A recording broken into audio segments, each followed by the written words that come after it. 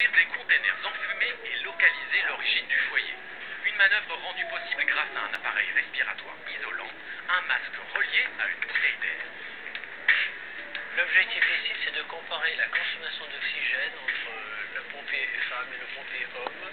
Pour ce faire, nous allons d'abord mesurer la pression de leur bouteille d'air. Pour rappel, 1 bar égale une fois la pression atmosphérique. Votre pression 280 bars. Elle est de 280 bars pour Sébastien. 260 et de 260 bars pour Sarah. C'est parti. Deux sapeurs-pompiers se lancent dans l'exercice. Tous deux mettront 3 minutes pour remplir cette mission éprouvante et demandant beaucoup de souffle. Voyons maintenant la quantité d'air qu'ils ont consommée. À quelle pression vous êtes à la sortie de la reconnaissance? Alors, 170. 280 bars avant, 170 après. La pression de la bouteille de Sébastien a diminué de 110 bars. Quant à Sarah, Votre pression à la sortie? 200 bars. 200 bars. 260 au départ, 200 à l'arrivée. La pression de sa bouteille n'a baissé que de 60 bars. Le résultat est sans appel. Sarah a consommé beaucoup moins d'air que Sébastien.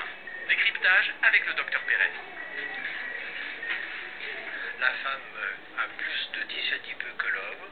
Le tissu adipeux consomme beaucoup moins d'oxygène que le tissu musculaire. Alors effectivement, dans une tâche de pompier, la femme va consommer un peu moins d'air, la bouteille va tenir plus longtemps, elle aura en quelque sorte un peu plus d'endurance.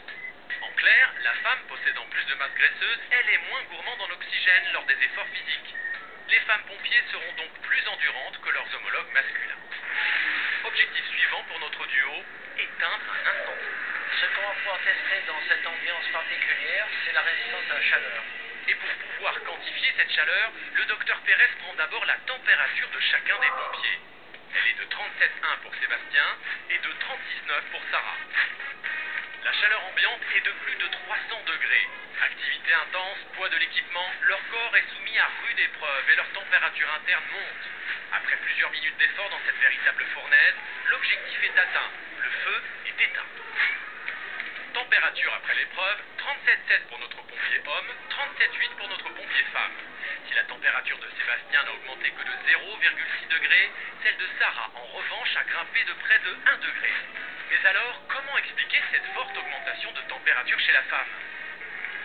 À la surface du corps de la femme, il y a une couche de tissu adipeux, tissu graisseux, un peu plus épaisse. Cette couche de tissu adipeux est en quelque sorte un isolant. Alors si l'exercice est intense, dans ce type de situation où il est quand même assez intense, effectivement la femme risque d'avoir une montée de température aussi importante, mais plus difficile à évacuer, avec un risque de coup de chaleur donc un peu plus élevé.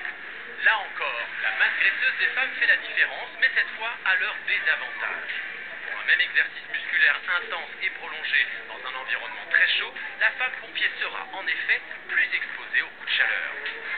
Ultime et dernière épreuve, le PMGO. Comprenez le parcours marche générale des opérations. Donc là, Sébastien, on est parti pour un temps maximum de 30 minutes. Bon courage. Top, c'est parti. Boucler le parcours en moins de 30 minutes, c'est la condition sine qua non pour devenir pompier de Paris. Sorte de parcours du combattant extrêmement éprouvant, le PMGO concentre toutes les activités physiques auxquelles peuvent être confrontés les pompiers. Stop. 17 minutes 32. Bravo. Ici, aucune différenciation de sexe. Sarah doit réussir le parcours aussi vite que son homologue masculin, soit moins de 30 minutes. Allez. Tu peux poser. 26 minutes 40 secondes. C'est bien, Sarah. Belle performance. Sarah n'a eu besoin que de 26 minutes. Preuve que les femmes ont les qualités physiques pour être pompiers de Paris. Une fois dans les casernes, elles s'avèrent être de véritables atouts, et c'est ce que nous allons voir. Centre de secours de Port-Royal à Paris. Ici, on effectue une quarantaine d'interventions par jour, et 80% d'entre elles concernent des secours aux personnes. Pour l'adjudant-chef Jocelyn Gavel, la femme est particulièrement efficace.